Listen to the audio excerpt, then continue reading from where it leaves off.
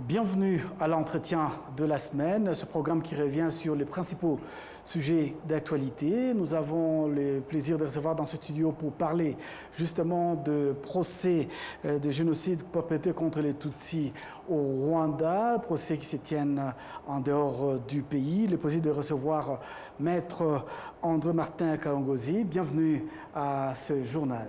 Merci. Voilà, vous suivez depuis plusieurs années les différents procès qui se déroulent aussi bien à Bruxelles ou en France. Je rappelle aux téléspectateurs que vous êtes avocat auprès du barreau francophone de Bruxelles et en même temps au barreau du Rwanda. C'est bien ça. Voilà. Alors, le tout premier procès a eu lieu en 2001. C'était donc à Bruxelles. C'était le procès de 4 de Boutaré. Pouvez-vous nous parler très brièvement de ce procès ? Je n'étais pas encore avocat. J'étais en dernière année à l'université catholique de Louvain. Mais je me suis constitué partie civile dans ce dossier parce que quelques membres de ma famille ont été tués à Boutaré, ma sœur à l'université du Rwanda, des frères et des sœurs et des tantes dans le quartier de Tumba, Tchargwa. Et donc à cette époque, je me suis constitué partie civile contre les 4 condamnés à l'époque.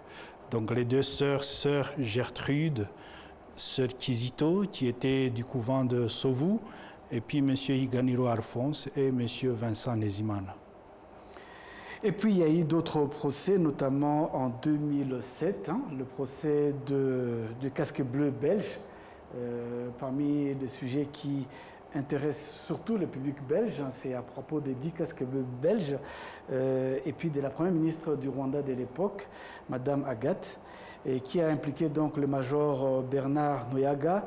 Et puis il y a le rapport, pourquoi justement ce procès a été un procès suivi et pourquoi justement il y a eu cette référence avec ce qui s'est passé en Somalie. Parlez-nous un peu de cette étape. C'est un procès important, mais je rappelle juste qu'avant celui-là, en 2005, il y avait le deuxième procès, donc après les 4 de Boutaré, dans lequel étaient impliqués Samuel Ndashikirwa et Etienne Nzabonimana, qui sont des commerçants de Kibungo, et qui ont profité de l'occasion pour faire du business. C'était aussi le cas pendant le génocide, mais qui ont été condamnés donc en 2005. Le procès de 2007, donc impliquant le major Bernard Ntuyahaga, est important. Est important parce que c'est lui qui est chargé de désarmer les casques bleus qui gardaient la première ministre Uwiringiyimana Nagata et qui les conduit au camp Kigali où ils sont assassinés. C'est une stratégie qui n'est pas tombée, je vais dire, du hasard. C'est une stratégie qui, justement, fait, je vais dire, référence au fait que la planification était bien là. Donc, en 1993, si pour rappel, vous avez fait allusion à ça, les djihadistes américains sont assassinés atrocement en Somalie, ce qui provoque le retrait de tous les casques bleus de cette époque. Et c'est à l'issue de ces assassinats que le gouvernement de Clinton décide que les Américains n'interviendront plus, sauf si les intérêts américains sont menacés. Et donc, les planificateurs du génocide de 1994 ont tiré les leçons de ça.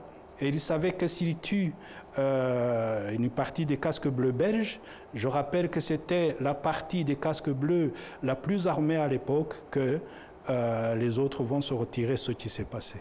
Et donc c'est un calcul bien, je vais dire, qui est tout à fait dans l'esprit de ce qui va suivre. On tue la première ministre, on tue les casques bleus belges, et vous savez que ce qui a suivi, on a tué le président de la Cour constitutionnelle, tous les leaders Hutus en un laps de temps, la plupart le 7 avril, comme l'ancien président du PSD Nzamuramba Frédéric, comme d'autres à cette époque, pour, je vais dire, détrôner tout ce qui pouvait résister au génocide. Donc, c'est bel et bien une stratégie efficace que d'éliminer les casques bleus belges. Oui, alors on arrive en 2019, hein. Il y a ce procès où on condamne pour génocide. Le procès intitulé Kigali et Mataba, c'était dans l'ancienne Ruhengeri, et impliquant Fabien Neretse, le premier procès en Belgique. Parlez-nous un peu de ce procès. C'est un procès important. Fabien Neretse n'est pas un militaire. Fabien Neretse n'est pas un haut cadre connu au niveau du MRND, CDR, etc. Mais il est d'une efficacité redoutable parce que c'est un haut fonctionnaire et qui a une autorité, y compris même dans sa région natale, à Mataba, à Ruhengeri. Ce qui est important en Belgique, c'est que ce procès est historique dans la mesure où c'est la première fois qu'en Belgique, on condamne sur base de prévention génocide. Bien avant, les autres procès à partir de 2001 jusqu'en 2019, les gens étaient condamnés sur base de crimes contre l'humanité, crimes de guerre. C'est un débat juridique parce qu'au moment où le génocide se passe, la loi belge de 1993 sur la compétence universelle n'est pas mise en application. C'est la première fois qu'il est en application, mais le droit ne rétroagit pas. Donc on n'allait pas condamner sur base, je vais dire, d'une loi de 1993 par rapport aux faits dont les gens étaient accusés.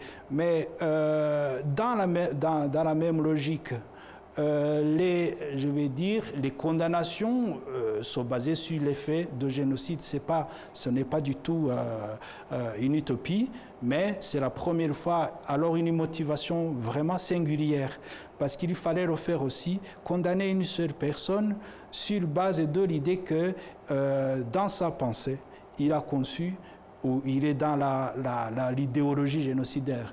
Et donc c'est un arrêt très bien motivé et heureusement que ça a été le cas parce que, comme vous le savez, j'imagine, M. Neretse est décédé après. Mais donc on a beaucoup appris de ce procès, mais en même temps, la Belgique a franchi un pas supplémentaire pour condamner les gens sur base de prévention génocide. Vous suivez aussi bien les procès à Bruxelles, dans les tribunaux en France également, et on remarque que les condamnés, ou plutôt les présumés criminels qui comparaissent, sont accompagnés par une foule immense, tandis que la partie civile, on remarque quand même qu'il n'y a pas suffisamment de personnes. Et il y a cette arrogance aussi des condamnés, enfin du moins les présumés criminels face aux juges. Est-ce que vous avez l'impression que de deux côtés, c'est-à-dire en Belgique et en France, le public ou la magistrature comprend un peu le contexte de ces génocides au Rwanda? La première chose qui me semble-t-il qu'il faut souligner, c'est qu'il existe en Belgique et en France ce qu'on appelle pôle Rwanda, au niveau des parquets, au niveau fédéral en Belgique, au niveau national en France. Et ces pôles sont constitués par des magistrats très très bien formés et qui ont travaillé pendant plusieurs années pour aboutir au procès. C'est des gens qui ont compris les faits et qui ne cherchaient pas à prouver qu'il y a eu un génocide, prévention, planification, etc. Ça, c'est très important parce que c'est eux qui font les enquêtes, qui se rendent ici dans le cadre des commissions rogatoires. Et donc, ça, c'est déjà un acquis. Donc, il y a des structures en Belgique et en France, des magistrats qui travaillent spécifiquement sur le cas du Rwanda. Autre élément par rapport à la compréhension des choses, vous savez qu'en France, on s'est battu pendant longtemps, côté société civile, des associations, etc., pour aboutir à ces procès. Maintenant, l'opinion publique n'est plus, entre guillemets, contrariée par les faits tels qu'ils se sont passés en Belgique. Bien évidemment, c'est des gens plus intéressés. Le côté, par exemple, académique, on voit énormément d'écoles, des étudiants qui font des recherches, qui viennent assister aux audiences. Côté communauté rwandaise de France et de Belgique, on voit de moins en moins de personnes. C'est comme si, je vais dire, c'est un acquis. C'est comme si, de toute façon, il est vrai que jusqu'à présent, il n'y a jamais eu d'acquittement. Tous les gens qui ont été, je vais dire, jugés ont été condamnés. Mais faut-il ajouter que c'est des moments privilégiés, qu'il faut même conscientiser les jeunes à assister à ces procès qui sont historiques. Historiques à beaucoup d'égards. Je souligne l'élément qu'on ne peut pas taxer ces cours d'assises belges et françaises de partial. Parce qu'ils sont constitués des jurys, membres des jurys, choisis sur les listes électorales, des magistrats qui n'ont rien à voir avec le Rwanda. Nous, les avocats, côté défense et des accusés, côté partie civile, nous sommes là pour les convaincre. Et donc, c'est une place privilégiée où, d'ailleurs, la défense a tellement de liberté qui nous laisse des fois, je vais dire, qui nous embête, parce que tout pratiquement est permis, y compris le développement du négationnisme, etc., à peine voilé. Bien sûr, nous savons que quand un avocat porte la toge, qu'il est à la barre, il a ce qu'on appelle l'immunité de plaidoirie. Mais c'est une question à laquelle on réfléchit parce que cette occasion ne peut pas être non plus, je vais dire, une scène où on vient développer des idées négationnistes. Justement, à propos des idées négationnistes, il y a deux jeunes de la diaspora, des Rwandais, qui ont quitté ce pays très jeunes, notamment en Belgique. Il y a cette ASBL, des tristes mémoires, malheureusement, des jeunes qui n'ont pratiquement pas connu le génocide. Ils ont quitté ce pays très jeunes, mais quand on voit les idées qu'ils développent dans les médias sociaux, on se demande qu'est-ce qui se passe. Est-ce que tous ces procès ne servent à rien? Ça sert beaucoup. Ça sert beaucoup. Le premier effet, c'est que nous ne sommes pas menacés dans la rue, en Belgique ou en France. Parce qu'ils se rendent compte que si jamais nous étions menacés, qu'ils s'avère que c'est parce que nous défendons les victimes, bien sûr, de fil en aiguille, on peut, je vais dire, identifier les auteurs. Donc, quelque part, la prévention est là.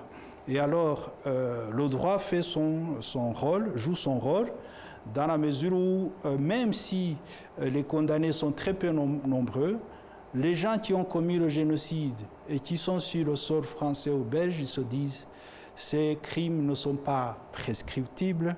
Un jour ou l'autre, on peut aussi m'appeler à la barre. C'est le cas maintenant aujourd'hui et c'est d'ailleurs ce qui font dire aux gens, écoutez, le délai pour être, je vais dire, jugé n'est pas raisonnable et donc vous vous rendez compte que 30 ans après, on continue le travail de traquer les génocidaires. Mais le négationnisme est concomitant au génocide et donc c'est malheureusement une évidence et puis tous ces gens qui sont convaincus qu'il fallait éliminer un groupe humain, qui sont vraiment foncièrement convaincus, ça c'est un spécialiste français, Yves Ternon, qui nous l'a dit, ils ne peuvent pas s'en remettre s'ils sont convaincus. Ces gens contaminent les jeunes d'une manière ou d'une autre et on est étonné que justement le discours de ceux qui ont commis le génocide, de ceux qui ont appelé au génocide et qui y croient, est transmis aux jeunes. Et donc, ça, c'est un combat que nous devons mener, mais faut-il aussi nous dire que, voilà, le fait qu'il y a des jugements, le fait que l'État rwandais joue son rôle pour convaincre, pour ramener tout le monde, je vais dire, ramener tous les enfants du pays, y compris ceux qui ont commis le génocide, pour tenter de réconcilier les deux groupes. Je pense qu'au fil du temps, en donnant le bon exemple, les choses ça ne va jamais s'arrêter. Mais on est dans l'éducation, dans la prévention. Je pense que ceux qui ne sont pas pris en otage par ces idéologues peuvent, je vais dire, suivre d'autres voies positivement. Et c'est l'effort que nous faisons à différents niveaux. Les procès en Belgique ont commencé en 2001, vous l'avez mentionné. Un peu plus tard, il fallait attendre très longtemps en France pour qu'il y ait procès. Entre-temps, les présumés génocidaires vieillissent. Il y en a beaucoup qui échappent malheureusement à leur condamnation. Le cas le plus récent, c'est Félicien Kabouga.